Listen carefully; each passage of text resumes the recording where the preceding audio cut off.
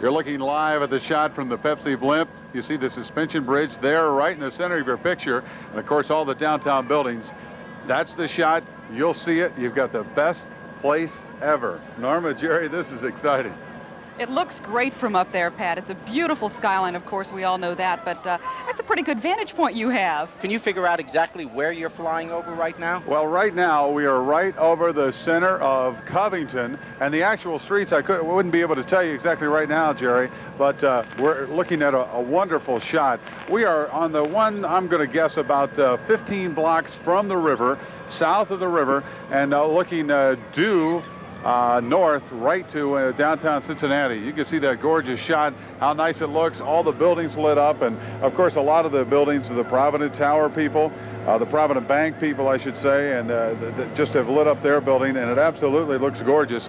This is the place. This is the world's largest blimp, and we can hover in this area for a long period of time, and that's exactly what we're doing, and that's why we're going to be able to give you such a terrific shot. Now, we got a little angle. That's because as they hold on to the particular altitude, we start to creep down a little bit. So we won't visit those people in their front yards in downtown Covington. We are going to go back up a little bit and then gently come back down. But during the show, we're going to have exciting shots from you right here. You know, one of the great things I'm noticing as I'm looking at that video is that we have not obviously started the fireworks yet, and yet the view is beautiful. I mean, this is a Cincinnati that people see every single night of their lives. It's a gorgeous town. It is. It's beautiful. We have the searchlights going back and forth, too.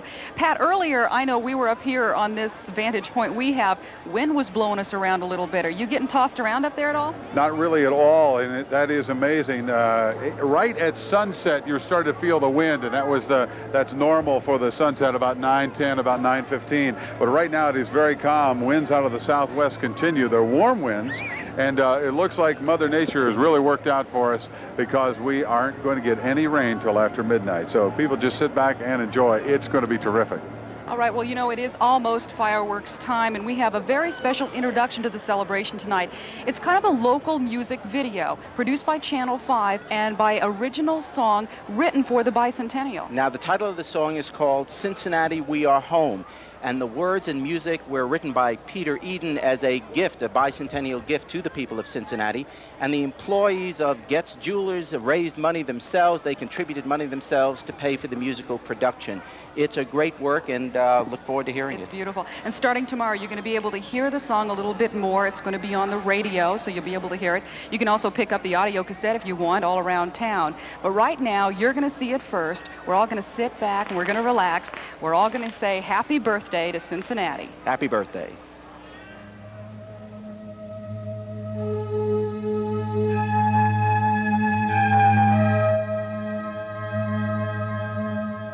Don't be surprised when you hear us say, we love where we live, we work and we play. We come from Cincinnati, Cincinnati, we are home.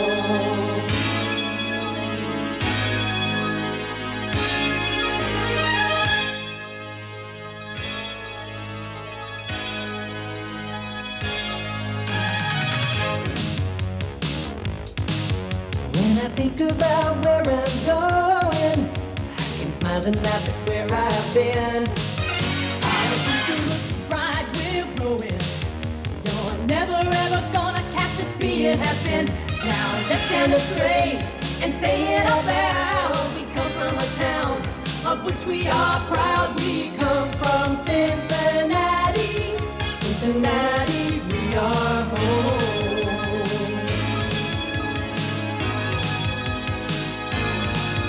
We can talk about gentle hillsides and the river that runs so true. We can talk about love and sharing and the warm, friendly feeling in all that we do.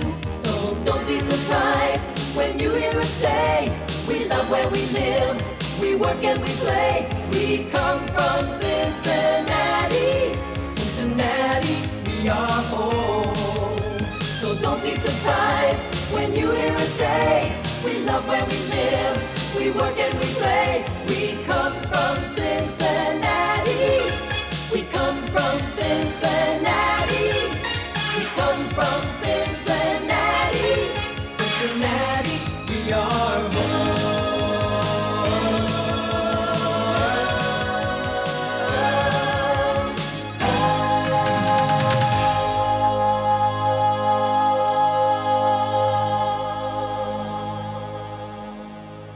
That's All right. beautiful. That Great is song. gorgeous. That was put together by J.K. Smith and Julie Smith. They worked long, hard hours on that, and you can see why. They did, and the words and music, of course, as we said, by Peter Eden, and thank you for that. Okay, we're getting ready now. We are just seconds away from this It great won't be party. long. Yeah, it's gonna Cincinnati will light up. It's going to be beautiful. Right now, I think you can see, maybe you can see, searchlights going off in the background. Everybody's getting ready for it. You can probably hear the excitement in the area. The crowd's starting The crowd to is starting to roar up. And this is the great 200-year birthday party we've been waiting for. We are now getting ready to join WEBN, 700 WLW radio. Ladies and gentlemen, the Skyline Chili Bicentennial Fireworks. Happy birthday, Cincinnati. It's our birthday party, a party for those born here, and for those who've moved here, and for those who just like to visit. Most of all, tonight is a celebration for all who marvel at the magic and the uniqueness of the Queen City. In this, the 200th year of our founding, the buildings of downtown Cincinnati are about to become our birthday candles. Relax and enjoy as the Bicentennial Commission, WEBN, 700 WLW, and Channel 5 present the Skyline Chili Bicentennial Fireworks.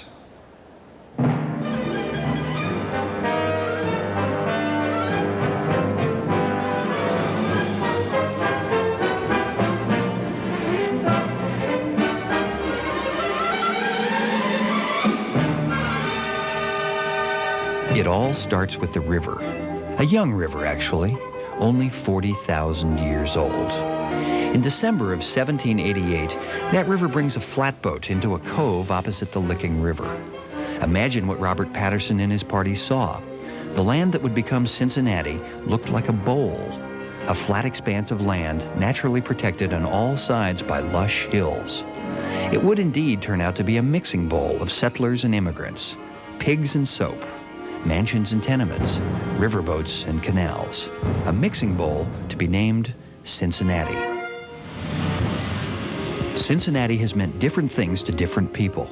To the settlers, she was Queen of the West. To the Indians, Cincinnati was a calamity. To the slaves, the promised land. To abolitionists, the home of Uncle Tom's Cabin. To the German Catholic immigrants, Cincinnati was over the Rhine. To builder John Roebling, a place to suspend a bridge. To Fortune magazine, Cincinnati was once the nation's best-run city. But to Time magazine, Cincinnati was dowdy. To Newsweek, it had the world's sexiest zoo. To an observer writing in the 1940s, there is a serene complacency about Cincinnati. The city has a certain rhythm that must be sensed if it is to be understood. Tonight, we're here to sense and celebrate this city's rhythm. We're here to put on display the mixing bowl that has become Cincinnati, USA. No city is an accident. Cincinnati did not just happen. If there was fate at work in this area's destiny, it was nature's doing. When the glaciers receded, the most fertile farmland in the world was left behind. That meant corn to feed the pigs. From the swine came soap, pork, lamp oil, and riverboats. 5,000 riverboats a year to carry away the goods. Foundries and machine shops sprung up to service the boats.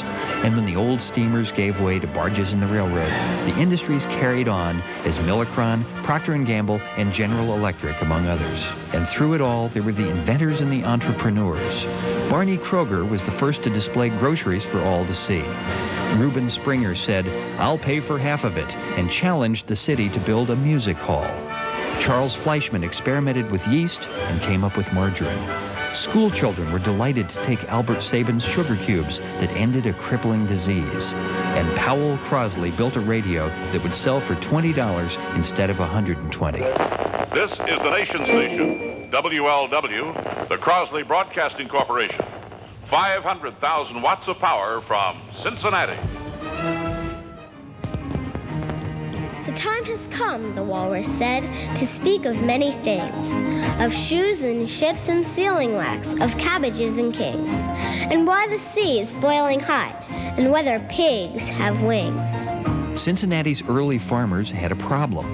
The soil was so rich they were growing more corn than they needed. Without roads, how could they get that corn to market? Their solution? They fed the corn to pigs and walked it to market. Pig, pig, pig, pig, having fun.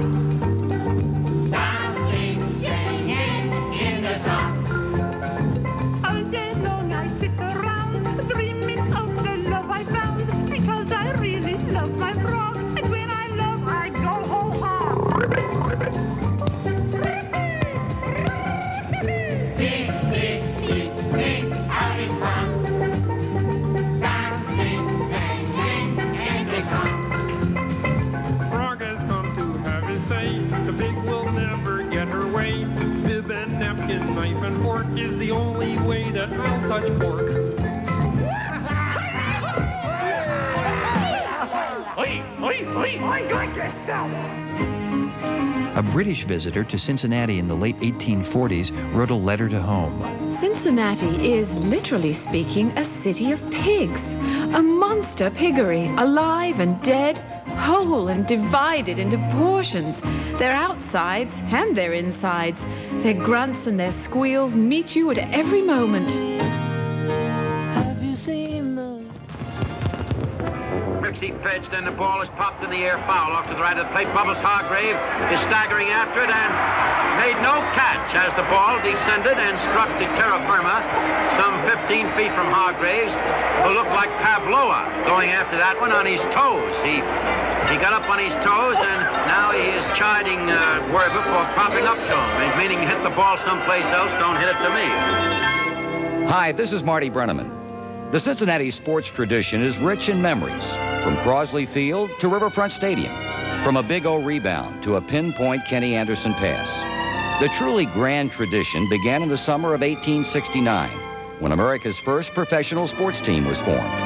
The Cincinnati Red Stockings had an audacious idea that people would actually pay money to see men of leisure play a refined version of baseball. 119 years later, when it comes to baseball, Cincinnati, this game belongs to you.